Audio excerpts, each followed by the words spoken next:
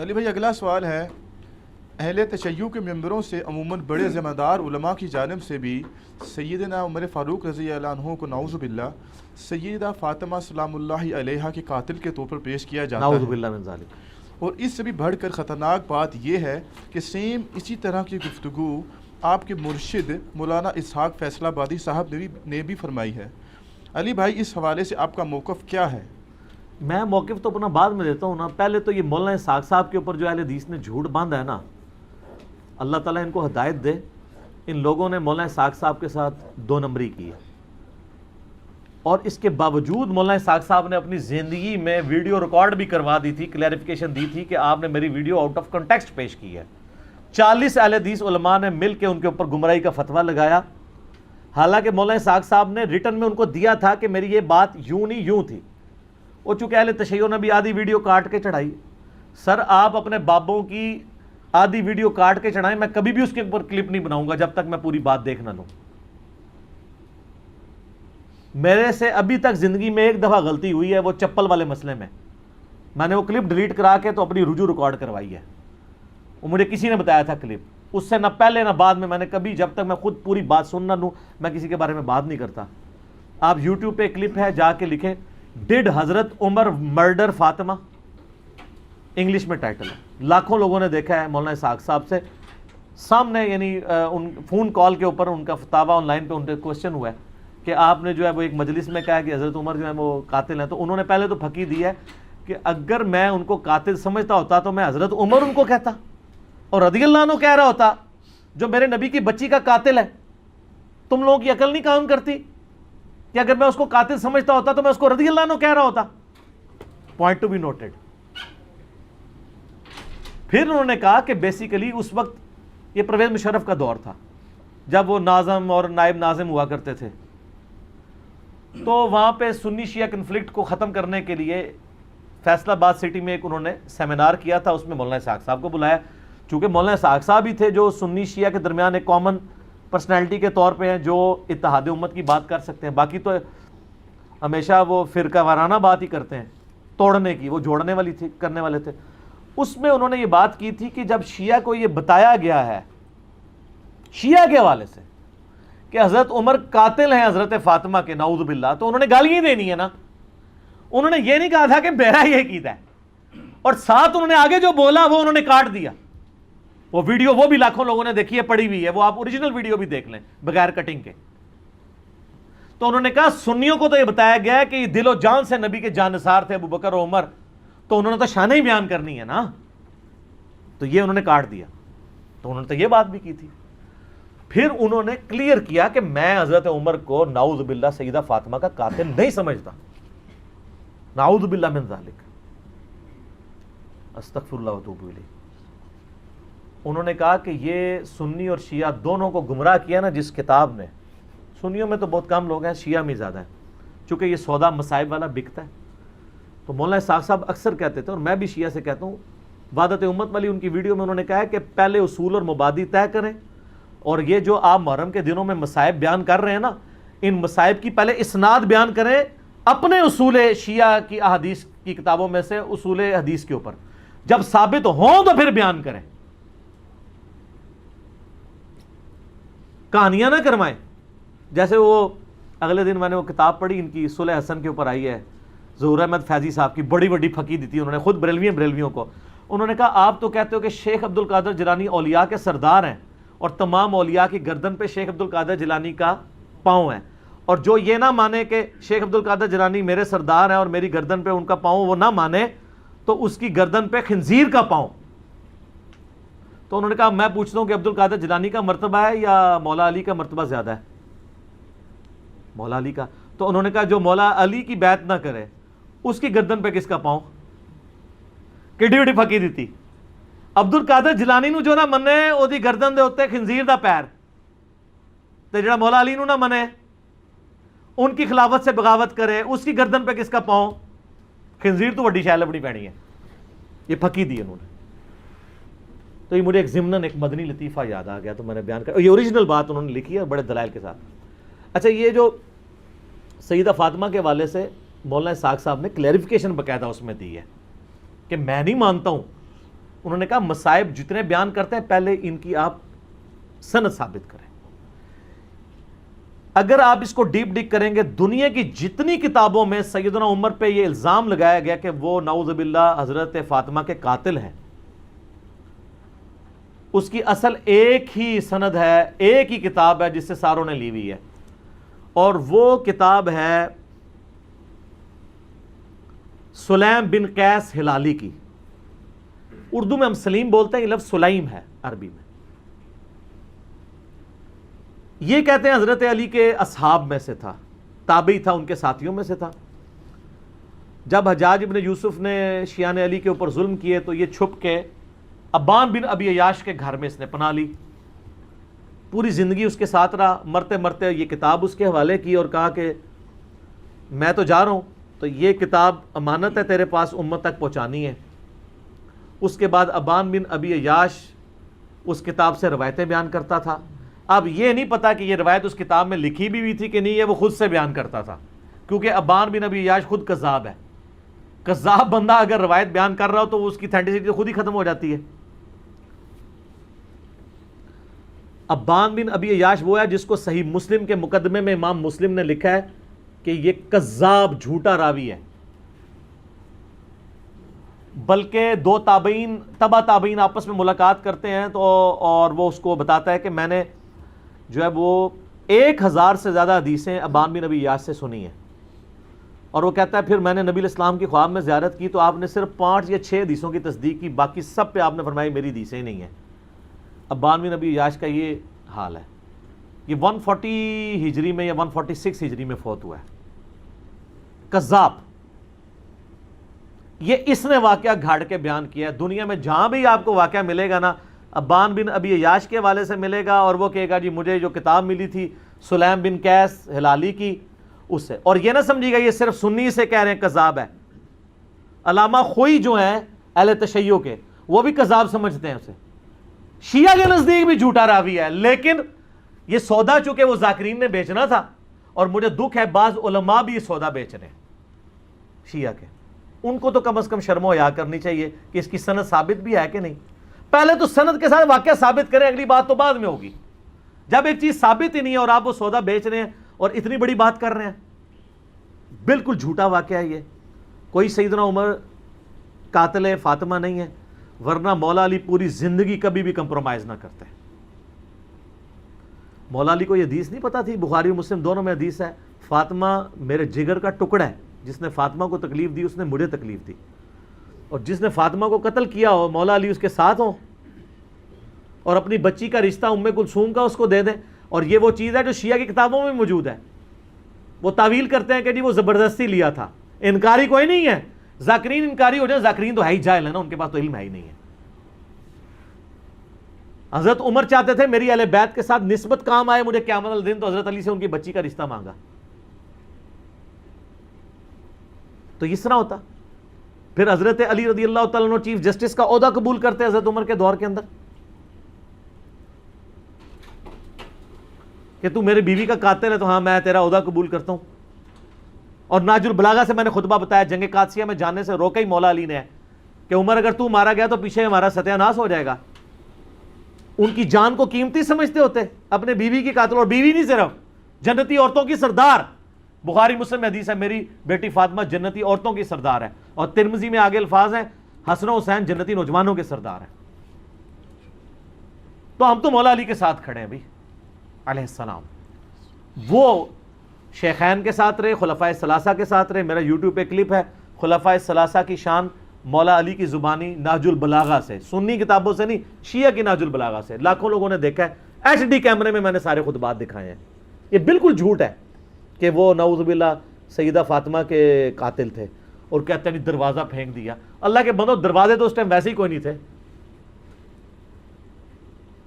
ہاں میں قرآن سے ثابت کرتا ہوں. قرآن میں آیا جب کسی کے گھر جاؤ تو اجازت لو. اعلیٰ ہونا چاہیے تھا دروازہ کھٹکھٹاؤ، کیونکہ اگلے زمانوں میں ابھی بھی گاؤں ایریا میں آپ چلے جائیں تو صرف پردے لٹکے ہوتے ہیں، باہر سے صرف آواز لگاتے ہیں میں اندر آ سکتا ہوں، عورتیں پردہ کر لیں چلے جاتے. اسی لیے تو مسلم شریف میں حدیث آتی ہے نا کہ نبی علیہ السلام کی چارپائی کے نیچے وہ ایک کتے کا پلہ چلا گیا تھا تو حضرت جبرائیل اندر ہی نہیں آئے تھے. اوریجنل سگے مدینہ، اصلی مدینے دا کتا ٹر گیا سی تے جبرائیل نہیں سنائے. پھر اس کو نکالا تو پھر وہ جبرائیل علیہ السلام آئے، ان کا ہم کتے والے گھر میں نہیں جا سکتے. سگے مدینہ والا بھی میرا کلپ دیکھ لیں. تو وہ سگے مدینہ کیسے پہنچ گیا اندر؟ صرف پردہ ہوتا تھا. آج بھی آپ اپنا دروازہ ختم کریں، پردہ لگائیں، بلیاں، کتے، یہ سارا کچھ آنا شروع ہو جائیں گے گھر، کیونکہ وہ کچن کے اندر پہنچیں گے. چوہے چونکہ ان کو وہ چھوٹی سی جگہ سے بھی نکل جاتے ہیں، اس لیے ان کو اجازت لینے کی ضرورت نہیں پڑتی. چوہے تو ماشاءاللہ آپ کے گھروں میں ہوں گے ہی، آپ کو پتہ ہی ہوگا، بھگترے ہوتے ہیں سارے. چوہے تو پینٹاگون کے اندر اتنے ہیں، آپ پتہ ہے ان کو بھی آئے دن وہ سیلنگ اتار کے تو سپرے کرنے پڑتے ہیں. چوہے تو سر امریکہ میں نہیں جیت سکتا، ایڈی وڈی شے ہے چوہا. تو دروازہ کو نہیں گرایا، وہ پردے ہی ہوتے تھے، دروازہ وغیرہ کو نہیں گرایا. یہ بالکل جعلی بات ہے، جھوٹی بات ہے، اور یہ فٹ ان نہیں بیٹھتی ہے. باقی ایک اس میں عرض کر دوں خطرناک بات. المصنف ابن ابی شیبہ میں ایک روایت ہے کہ حضرت علی کے گھر میں خلافت کے حوالے سے مشورے چل رہے تھے، اگرچہ حضرت ابوبکر صدیق کو وہ ایک حادثاتی طور پہ سقیفہ بنی ساعدہ میں خلیفہ چن لیا گیا. تو اس روایت میں آتا ہے کہ حضرت عمر آئے اور سیدہ فاطمہ کے گھر کے باہر کھڑے ہو کے انہوں نے کہا، اے فاطمہ آپ رسول اللہ کی بیٹی ہیں اور ہمیں دنیا میں رسول اللہ کے بعد سب سے بڑھ کر عزیز ہیں، لیکن مجھے پتہ چلا ہے کہ یہ زبیر اور علی اور انصار مدینہ آپ کے گھر میں مشورے کرتے ہیں آ کے خلافت کے حوالے سے، جبکہ آپ کو پتہ ہے کہ حضرت ابوبکر کو خلیفہ چن لیا گیا ہے. آپ لوگوں نے بیعت نہیں کی ہے، وہ آپ کا اپنا حق ہے، لیکن اس کی وجہ سے مسلمانوں کی اگر آپ جمعیت کو توڑیں گے تو میں آپ کو وارن کرنے آیا ہوں کہ آئندہ مجھے اگر ایسی اطلاع ملی تو میں آپ کے گھر کو آگ لگا دوں گا. یہ روایت ہے المصنف ابن ابی شیبہ میں. اس سے بڑی بدبختی یہ ہے کہ بعض سنی علماء اس حدیث کو صحیح بھی سمجھتے ہیں. ہمارے جہلم شہر میں نا شیخ زبیر علی زئی صاحب کے نافرمان شاگرد غلام مصطفیٰ ظہیر صاحب حفظہ اللہ تعالی من الجنت والناس، انہوں نے باقاعدہ السنہ رسالے میں اس حدیث کا دفاع کیا ہے. اور ان کا اگر کوئی اس حدیث پہ یہ کہے گا نا کہ اس حدیث سے تو حضرت عمر کے بارے میں یہ مسئلہ کھڑا ہو رہا ہے، اور بخاری و مسلم حدیث ہے جس نے فاطمہ کا دل دکھایا اس نے میرا دل دکھایا، اور قرآن کی آیت ہے کہ جو اللہ اس کے رسول کو اذیت دیتے ہیں، ان الذین یؤذون اللہ ورسولہ لعنہم اللہ فی الدنیا والآخرہ، دنیا اور آخرت کی زندگی میں اللہ کی لعنت ہے ان پہ، ان کے لیے عذاب تیار کر رکھا ہے. تو وہ کہتے ہیں میں ان کو یہ جواب دوں گا کہ اس سے تو حضرت فاطمہ کی فضیلت ثابت ہو رہی ہے کہ دیکھیں اس میں حضرت عمر کہتے ہیں کہ آپ ہمیں رسول اللہ کے بعد سب سے بڑھ کر عزیز ہیں. تو حضرت فاطمہ کتنی محبت کرتے تھے حضرت فاطمہ کے ساتھ حضرت عمر. ان کو وہ پہلا حصہ نظر آیا، اگلا نظر ہی نہیں آیا کہ انہوں نے کہا میں آگ لا دیں گا تیرے. نعوذ باللہ من ذالک، یہ کسی کی جرت نہیں ایسی بات کر جائے. تو میں نے اس کے خلاف آواز بلند کی کہ میں اس روایت کو صحیح نہیں مانتا. اور وہ کیسے؟ مولانا اسحاق صاحب ان دنوں زندہ تھے، میں نے ان سے یہ چیز خود ڈسکس کی تھی. ان کا بیٹا یہ روایت ہی جعلی ہے. میں نے کہا کیوں؟ وہ کہنے لگے اس میں جو راوی ہے نا حضرت عمر کا غلام زید بن اسلم، اور اسلم جو ہے وہ حضرت عمر کا غلام تھا. حضرت عمر کا غلام اسلم اس وقت حضرت عمر کی غلامی میں نہیں آیا تھا جس زمانے کا یہ واقعہ رپورٹ کر رہا ہے. وہ تو حضرت عمر کے دور خلافت میں ان کے پاس آیا، اور یہ واقعہ تو حضرت بکر کا ہے. تو یہ اس نے سند بیان نہیں کی ہے.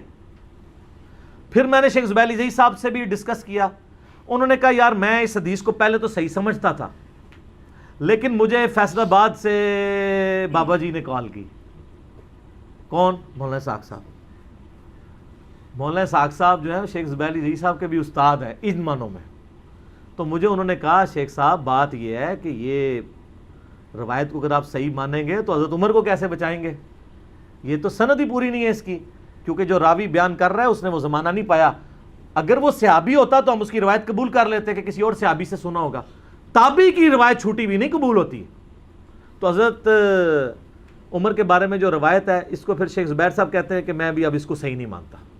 مولانا اسحاق صاحب کا موقف مضبوط ہے، لیکن جو ان کا شاگرد ہے زبیر علی زئی صاحب کا غلام مصطفیٰ ظہیر صاحب، تو ان کو میں نے جب کہا میں نہیں اس کو مانتا، تو انہوں نے آگے سے دیکھیں کیا دھمکی لگائی. وہ کہتے ہیں کہ جی تم یہ کہو کہ اگر یہ روایت صحیح ہو تو تمہاری بیوی کو ایک مجلس میں 3 طلاقیں، کیونکہ غلام مصطفیٰ ظہیر صاحب کے نزدیک بھی ایک مجلس میں 3 طلاقیں اسٹیبلش ہو جاتی ہیں تینوں، اور رجوع نہیں ہو سکتا، اور زبیر لیزئی صاحب کے نزدیک بھی اور میرے نزدیک بھی. تو یہ ان کا تقیہ کلام ہے کہ چلو اس کی بیوی فارغ کرو. تو میں نے ان کو پتا کہ میں نے پھکی والا جواب دیا. میں نے کہا اگر یہ روایت صحیح ہو تو مسلک اہل حدیث کو 3 طلاقیں، جس مسلک میں حضرت عمر کی ایسی توہین بیان ہو، کیسی وڈی پھکی دی تھی. میں کہا میری بیوی نو نہیں تو آڈے فرقے نو 3 طلاقاں، جس فرقے میں یہ روایت صحیح ہو. یا سنہ رسالے میں دفاع کیا ہوا انہوں نے اس روایت کا. ہمارے نزدیک یہ روایت بالکل جعلی ہے، اور یہ نعوذ باللہ من ذالک انتہائی گستاخی ہے. چاہے کسی نے بھی کیا کہ حضرت فاطمہ کو جا کے کوئی دھمکی لگائے اس طریقے سے، تو دھمکی تک تو مصنف ابن ابی شیبہ سے چلیں، وہ لولے لنگڑے محدثین کا سہارا لے کے جو آج کے دور کے جو صحیح کہتے ہیں.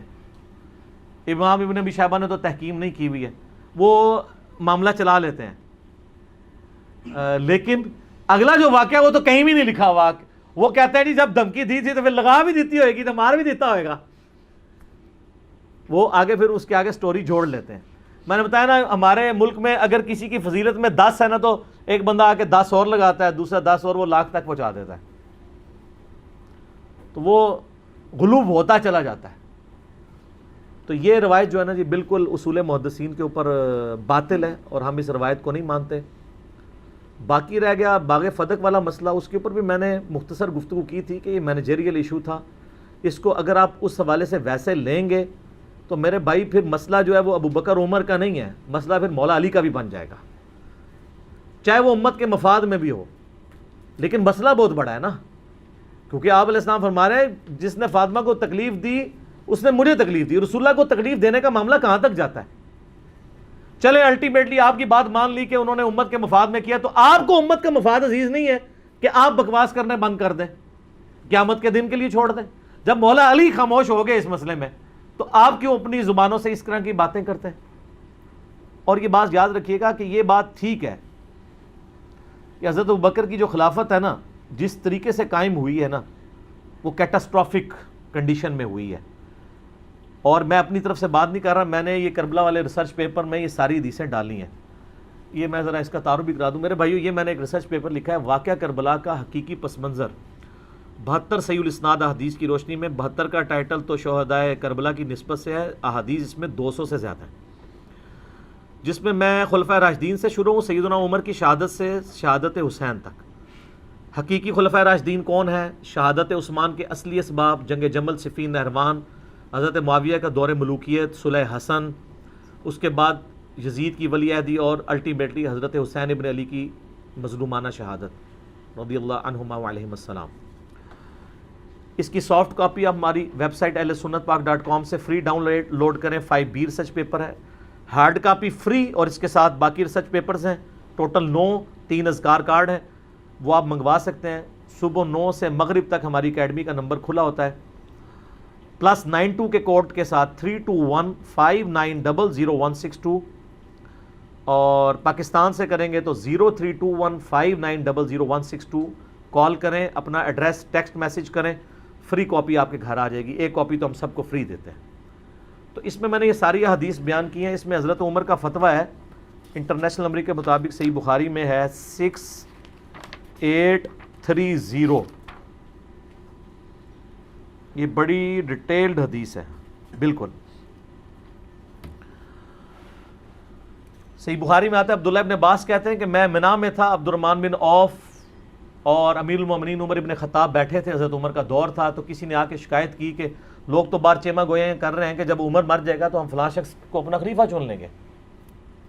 تو حضرت عمر کو غصہ آیا، انہوں نے کہا کہ ان کی جرت کہ مومنین کے مشورے کے بغیر خلیفہ چن لیں گے، مسلمانوں کے مشورے کے بغیر، میں یہیں پہ خطبہ دوں گا. تو عبد الرحمن بن عوف نے کہا امیر المومنین یہاں پہ تو ہر طرح کے لوگ آئے اور ابھی یہ بات پھیلی بھی نہیں، آپ واپس جا کے مدینہ شریف میں خطبہ دیجیے گا سینئر صاحب کو. اور اس پہ میں اکثر کہتا ہوں کہ اگر یہ یوٹیوب پہ بات آئی ہوتی نا، حضرت عمر کا یوٹیوب پہ کلپ چڑھتا، ظاہر ہے سپر پاور چیلنج ہو رہی تھی. آپ دیکھتے ہیں ذرا سا مسئلہ ہوتا ہے، ٹرمپ کا ٹویٹ آ جاتا ہے،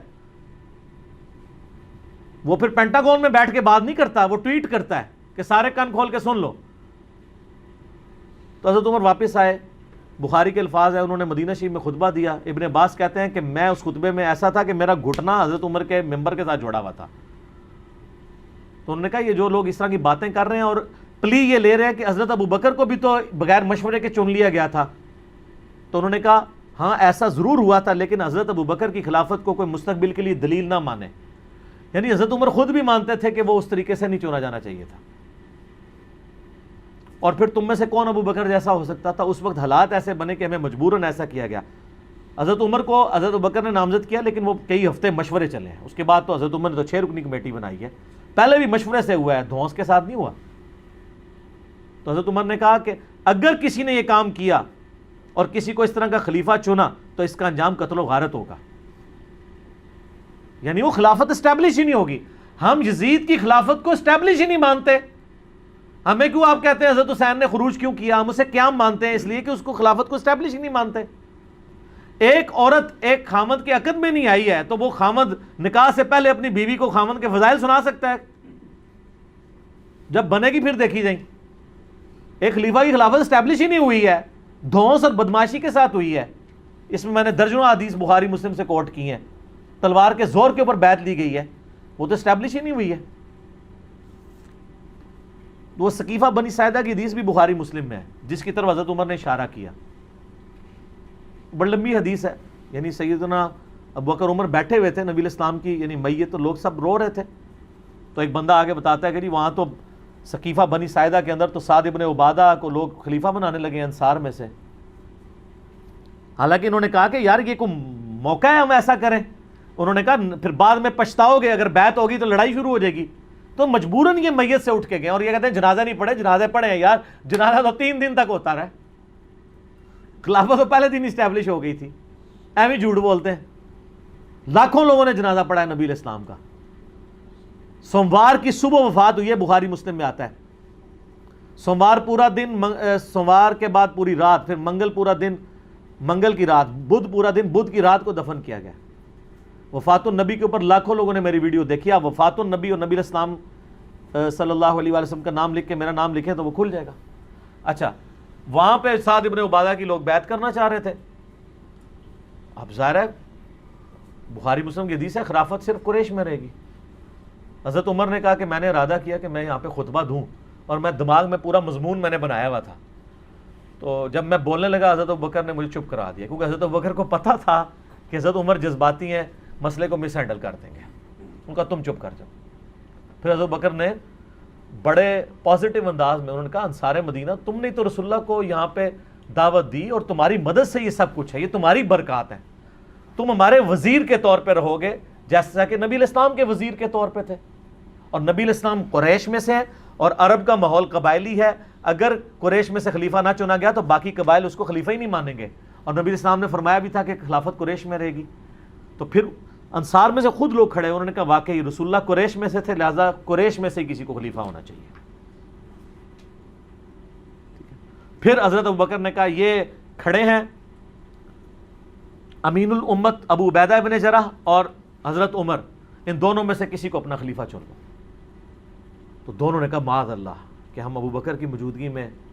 حضرت عمر کے تو الفاظ ہیں میرے تلوار سے 2 ٹکڑے کر دیے جاتے تو یہ مجھے گوارا تھا، مجھے یہ گوارا نہیں تھا کسی ایسی مجلس میں جہاں ابو بکر موجود ہوں، لوگ میری بیعت کریں. تو فوراً ابو بکر کا ہاتھ پکڑا اور کہا کہ آپ کو اللہ کے نبی نے اپنے مسلح پہ کھڑا کیا، آپ یار غار ہیں، آپ کی موجودگی میں ہم یہ کام نہیں کریں گے. بہر سعد ابن عبادہ نے پھر بھی بیعت نہیں کی، ان کے ساتھیوں نے کر لی. تو یعنی خزرج نے، اوس کے سردار تھے سعد ابن معاذ، وہ تو خندق میں شہید ہو گئے تھے، یہ خزرج کے سردار تھے. بعد میں حضرت عمر کی بھی بیعت انہوں نے کی لیکن کسی نے ان کو قتل نہیں کروایا. یہ تو بعد میں دھونس زبردستیاں شروع ہو گئیں. تو ملوکیت کے اندر حضرت علی نے بھی نہیں کیا تھا خوارج کو. جب وہ حضرت علی کے فوجیوں کو قتل کرنا شروع ہوئے تو ایز اے لاسٹ ریزارٹ جن لوگوں نے جتھا بنایا، چاہے خوارج ہوں چاہے جمل ہو صفین، وہ جتھا بنانے کے اوپر ہوا تھا ریٹ آف دی گورنمنٹ کو چیلنج کرنے پہ. اب بخاری مسلم کے آگے الفاظ ہیں کہ جب یہ بیعت ہو گئی تو پھر 6 مہینے تک حضرت علی نے بیعت نہیں کی. حضرت علی کے دل میں یہ دکھ تھا کہ انہوں نے مجھے کیوں نہیں مشورے میں شامل کیا، ہم اہل بیعت ہیں. ان 6 مہینوں میں حضرت فاطمہ بھی بیمار ہوئیں، فوت ہو گئیں۔ حضرت فاطمہ کی شہادت کے بعد، جس کو شیعہ شہادت کہتے ہیں، ہم اسے وفات کہتے ہیں، لیکن ہم ان کو شہادت بھی سمجھتے ہیں، کیونکہ مسلم میں حدیث ہے اگر کسی کے دل میں شہادت کی تمنا ہو، اس سے اپنے بسترے پہ بھی موت آئے، وہ شہید ہی ہے۔ ان معنوں میں شہادت کہہ رہا ہوں، ویسے نیچرل ڈیتھ ہوئی ان کی۔ سیدنا علی نے پیغام بھیجا حضرت ابوبکر کی طرف۔ اس حدیث میں آتا ہے بخاری مسلم کی کہ لوگ جب تک فاطمہ زندہ رہیں تو حضرت علی کے ساتھ پھر بھی کچھ تعلق تھا، بعد میں لوگوں نے آنکھیں ماتھے پہ رکھنا شروع کر دیں۔ حضرت علی نے حضرت ابوبکر کو پیغام بھیجا کہ میرے گھر آئیں۔ آپ نوٹ کریں کہ امت کے امام ہیں اس وقت حضرت ابوبکر، خلیفۃ المسلمین ہیں، اور ایک عام شخص کہہ رہا ہے کہ مجھے آگے گھر ملے۔ وہ عام بندہ نہیں تھا، حضرت ابوبکر کو بھی پتا تھا یہ خلیفت نبی صلی اللہ علیہ وآلہ وسلم کے قریبی اہل بیت ہیں، اور میں خلیفت اور رسول ہوں، اس کا یہ مطلب نہیں ہے کہ میں اہل بیت سے اوپر ہو گیا ہوں۔ وہ آگے، اور حضرت علی نے کہا کہ دیکھنا عمر کو ساتھ نہیں لینا۔ یہ حضرت عائشہ روایت کر رہی ہیں، پوری حدیث بخاری مسلم میں، اور حضرت عائشہ کہتی ہیں کہ حضرت علی ناپسند کرتے تھے کہ عمر کو لایا جائے، کیونکہ حضرت عمر جذباتی تھے، اس وجہ سے، یہ نہیں کہ ویسے کوئی دشمنی تھی۔ تو حضرت عمر نے کہا میں آپ کو نہیں جانے دوں گا۔ ہائے ہائے، حضرت ابوبکر کہتے ہیں کہ واللہ رسول اللہ کے گھر والوں سے مجھے کوئی نیگیٹو امید نہیں ہے۔ ظاہر ہے اس زمانے میں آپ بلا کے کسی کو قتل کر دیں تو ختم۔ آج والا صاحب تو نہیں تھا کہ ایک وزیر اعظم ماریں گے تو اسی پارٹی کا دوسرا وزیر اعظم بن جائے گا، وہاں تو خلیفہ کا مطلب خلیفہ تھا۔ آپ صلی اللہ علیہ وآلہ وسلم کے اہل بیت کے ناطے حضرت ابوبکر نے پروٹوکول دیا، اور حضرت ابوبکر صدیق رضی اللہ تعالیٰ عنہ خود مولا علی کے پاس آئے ان کے گھر میں۔ آپ اندازہ کریں، ٹھیک ہے۔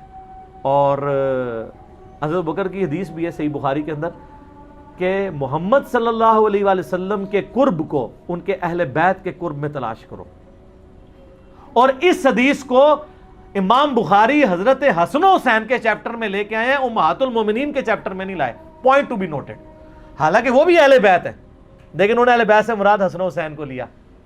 تو حضرت ابوبکر کے دل میں تو پھر قدر تھی نا اہل بیت کی۔ جب پہنچے تو پھر سیدنا علی رضی اللہ تعالیٰ عنہ نے کہا کہ اے ابوبکر، اللہ نے جو آپ کو ہم پہ فضیلت دی اس امر خلافت میں، ہمیں آپ سے کوئی حسد نہیں، لیکن اہل بیت رسول کے ناطے صلی اللہ علیہ وآلہ وسلم کیا ہمارا یہ حق نہیں تھا کہ آپ ہمیں اس مشورے میں شامل کرتے ہیں؟ بس اتنی بات کی تو حضرت ابوبکر نے رونا شروع کر دیا۔ کیا مطلب؟ مان لیا کہ مسئلہ مس ہینڈل ہوا ہے، اگرچہ بد نیتی سے نہیں ہوا، وہ خزرج کی وجہ سے مس ہینڈل ہوا سقیفہ بنی ساعدہ میں۔ وہ جب رونا شروع کیا تو حضرت علی نے کہا بس۔ پھر حضرت بکر نے کہا اللہ کی قسم مجھے رسول اللہ کے گھر والے اپنوں سے بڑھ کے عزیز ہیں۔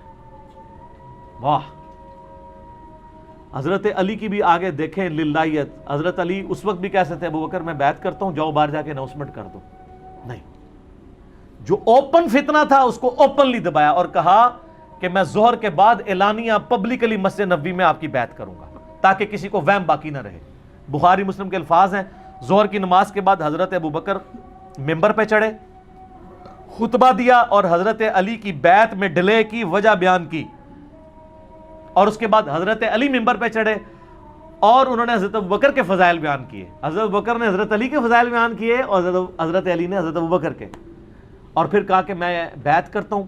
اور اس حدیث کی کنکلوژن ان الفاظ پہ ہوتی ہے کہ پھر سارے مسلمان حضرت علی سے خوش ہو گئے، ٹھیک ہے۔